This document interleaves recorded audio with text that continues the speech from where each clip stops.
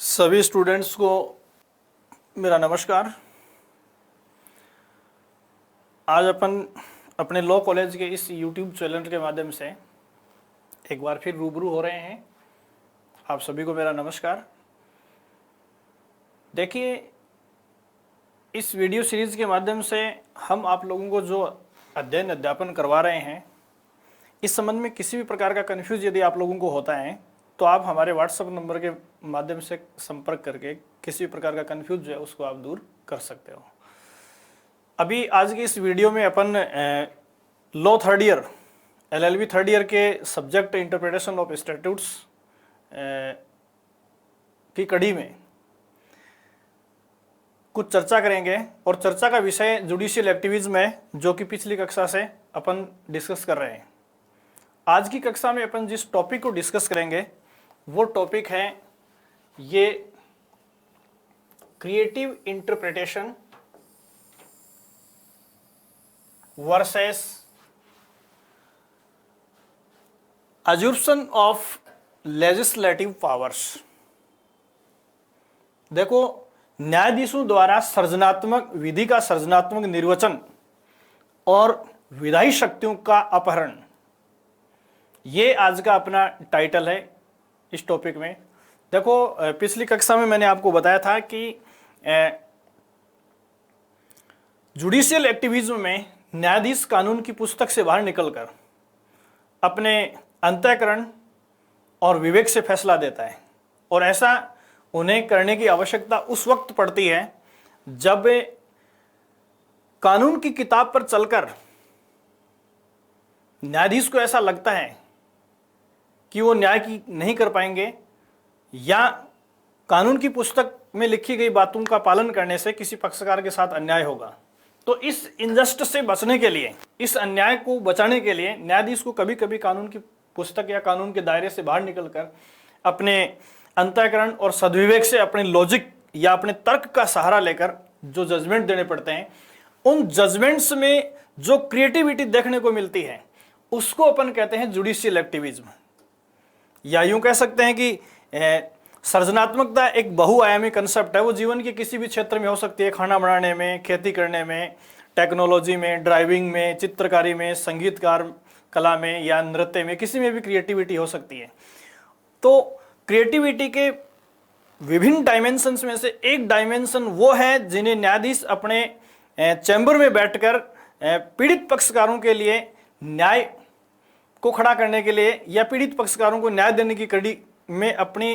Creativity को कानून की किताब के दायरे से बाहर जाकर जब दर्शाता है या अपने बौद्धिक क्षमता का प्रदर्शन करता है, अपने थॉट, अपनी थिंकिंग का एक के सहारे एक नया प्रोडक्ट जो है वो लॉ के फील्ड में लेकर आता है, उसे अपन कहते हैं जुडिशियल एक्टिविज्म।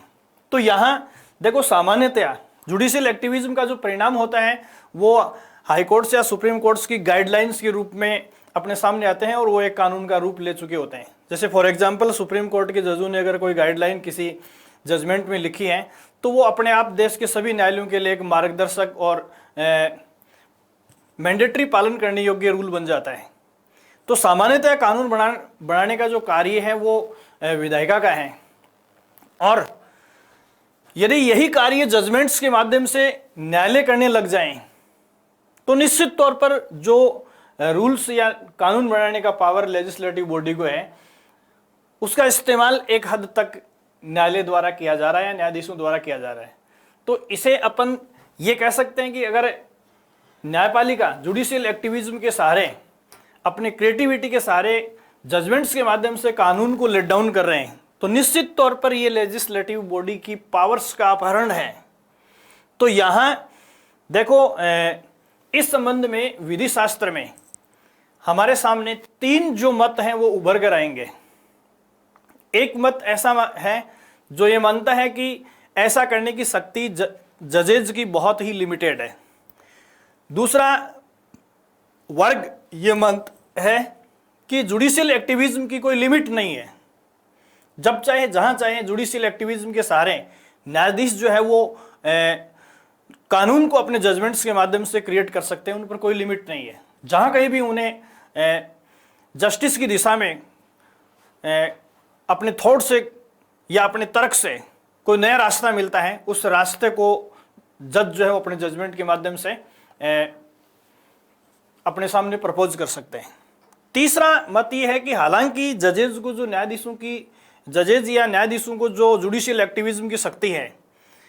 वो न्याय की दिशा में न्यायालय को कार्य करने के लिए प्रेरित करने वाली या जजों के लिए प्रेरणास्पद है, लेकिन उनकी भी जुडिशियल एक्टिविज्म के शीर्षक में अपने जजमेंट्स को कानून या लेजिस्लेटिव इंटेंशन से बाहर जाकर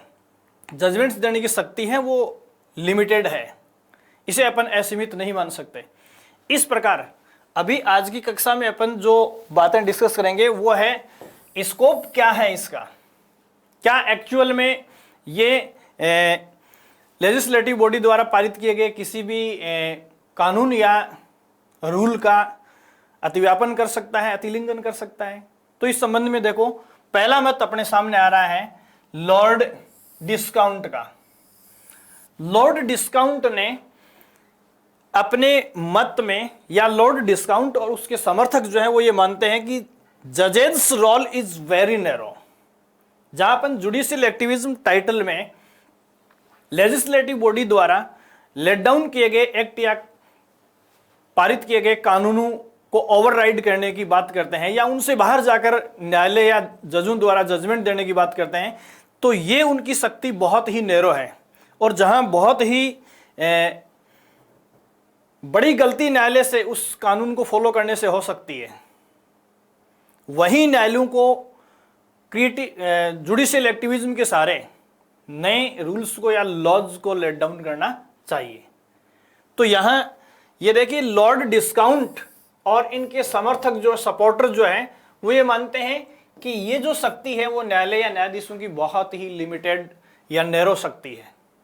या यूं कह सकते हैं कि न्यायाधीशों को जुडिशियल एक्टिविज्म के सहारे नए कानूनों को पारित करने की शक्ति तो है, लेकिन ये बहुत ही लिमिटेड है, या रेयर देन रेयर केसेज में ऐसा न्यायालय कर सकते हैं। अमूमन जनरली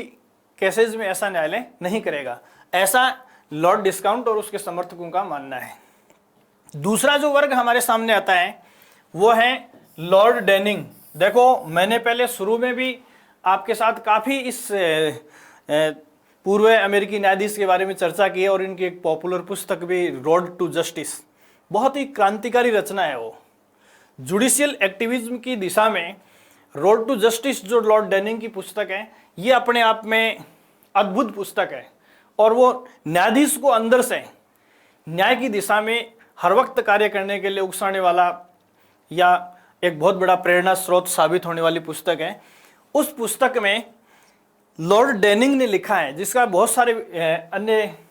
जुडिशियल बॉडीज ने भी समर्थन किया है। उन्होंने लिखा है कि ये जो जुडिशियल एक्टिविज्म में जजों की जो शक्ति है वो है मोस्ट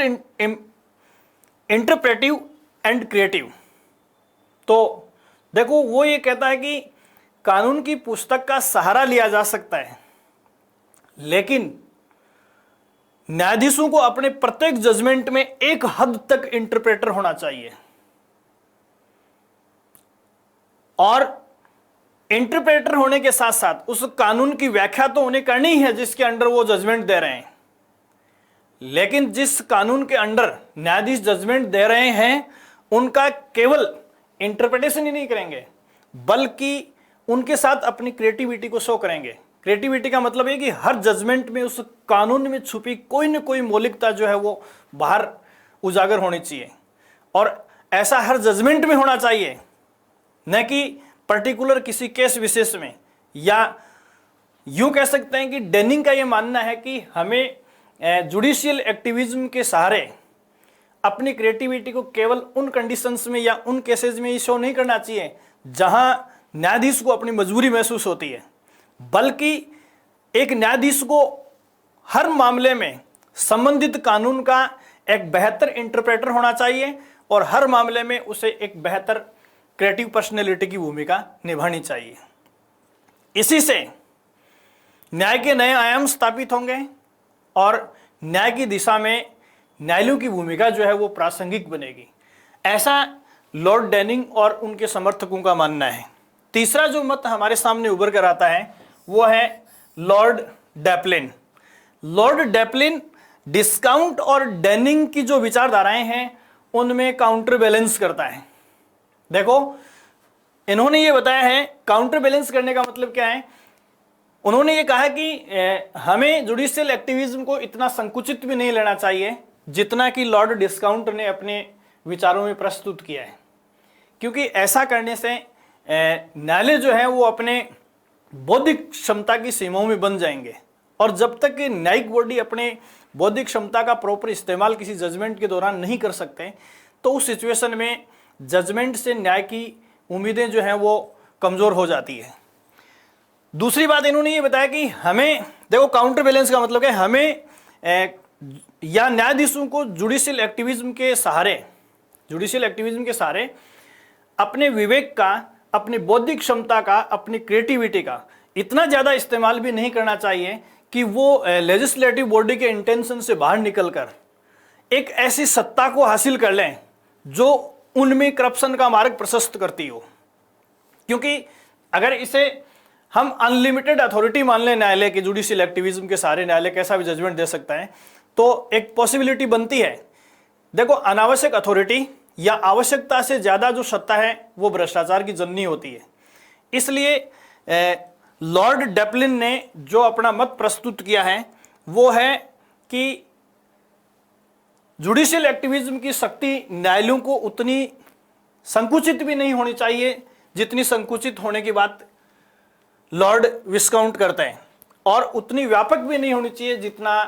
अपनी पुस्तक में लॉर्ड डेनिंग ने, या अपनी पुस्तक रोड टू जस्टिस में लॉर्ड डेनिंग ने प्रस्तुत किया है। इस प्रकार देखिए कि क्रिएटिविटी जो है या क्रिएटिव इंटरप्रिटेशन है या जुडिशियल एक्टिविज्म जो है वो लेजिस्लेटिव बॉडी के पावर्स या शक्तियों का अपहरण न करे, लेकिन लेजिस्लेटिव बॉडी के इंटेंशन को पूरा करने के लिए अगर किसी भी हद तक लेजिस्लेटिव बॉडी द्वारा लेट डाउन किए गए कानून का इंटरप्रिटेशन और उसके साथ किसी प्रकार की क्रिएटिविटी दर्शाकर उस कानून के अधीन दिए जाने वाले जजमेंट्स को यदि प्रासंगिक बना सकता है तो उन्हें बनाना चाहिए। लेकिन न्यायालयों को कभी भी अपनी इस शक्ति को, जुडिशियल एक्टिविज्म शीर्षक को या क्रिएटिव इंटरप्रिटेशन की शक्ति को कभी भी एब्सोल्यूट या अनलिमिटेड नहीं समझना चाहिए। तो ये था लेजिस्लेटिव बॉडीज के शक्तियों का अपहरण और जुडिशियल एक्टिविज्म का टाइटल। तो आज की कक्षा को मैं यहीं विराम देता हूं। अगली कक्षा में फिर अपन जुडिशियल एक्टिविज्म के बारे में कुछ बातों की चर्चा करेंगे। Thank you so much.